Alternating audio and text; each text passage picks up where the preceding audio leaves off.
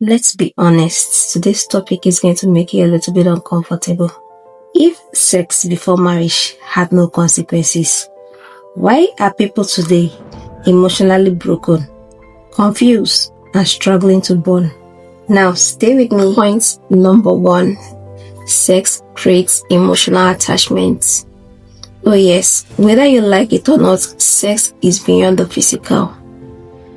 Every time you sleep with someone, something connects you both emotionally.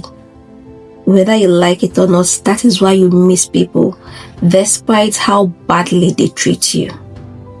Yes, you become confused, you start mistaking lust for love, you stay longer than you should. Now, you are not weak. No, you are just bonded. That is why sex is better in marriage, because of the bond that it creates. Point number two: it clouds your judgments. Once you've been intimate with someone, it begins to cloud your judgments. You start giving excuses, you start ignoring the red flags, you start finding excuses for what normally you should have walked away. So because sex is involved, your judgment becomes clouded. You can't think clearly and you can't judge the way it should. You can't call a spade a spade. And this brings us to point number three: it reduces the value of commitment. Oh yes, why wife her when you can get all the benefits you can get from her even if she's not your wife? Yes, you already getting the wife benefit. She's already being intimate with you. She's already taking care of you. So why wife her? So people run away from responsibility, from accountability, because of sex before marriage. Point number four: it increases emotional wound. Now, once intimacy was involved, heartbreak becomes even more painful. Yes, it becomes more painful. It takes longer time to heal, for the pain to go away. This is because of the shared intimacy, the vulnerability, the piece of yourself that was shared with this person. That's why it's going to take you a longer time to heal, because intimacy was involved. Point number five: comparison and soul ties. Yes, after marriage, you find yourself comparing your husband to the previous man you had. It can be based on your sexual stamina and the rest of it. You start comparing them because of the bond you shared with those people. You start comparing who is better off, who is long lasting, whereas it shouldn't be so. You should be going into your marriage with a clear heart. But this intimacy has clouded you, and because of the experience you've had previously, which obviously you can't push aside because it's not part of you.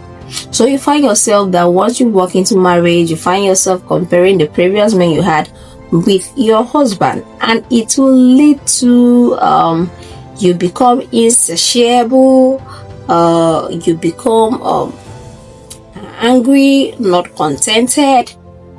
All this because of the sex you had or you used to have before you became a married woman or a married person.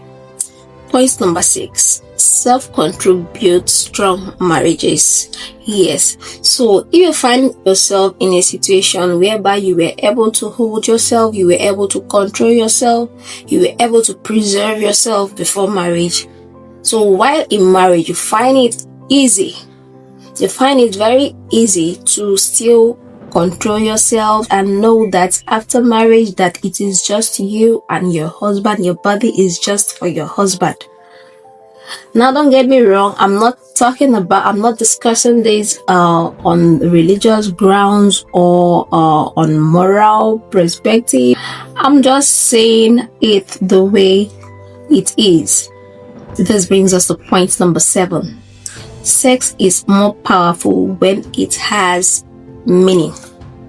Now, sex in marriage is actually more meaningful. It makes more sense because inside marriage it's a different ball game, because it's gonna feel safe, it's gonna feel purposeful, and it will be free from fear of abandonment, which is one of the worst fear that can take place during dating time and you're intimate with a person.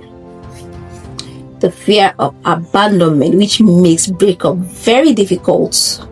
It makes breakup very difficult, which makes a woman want to stay despite the pain, despite the torture, the torments that they are going through. Even when they are being treated badly, they still want to stay. So now, this is not about being old school, about being churchy, about being religious. This is about calling it what it is. It's a difficult topic, like I said before, but if we want to be reasonable, or let me not use the word reasonable, if we want to be considerate and rational, that is just it. I'm sorry if it doesn't sit well with you, but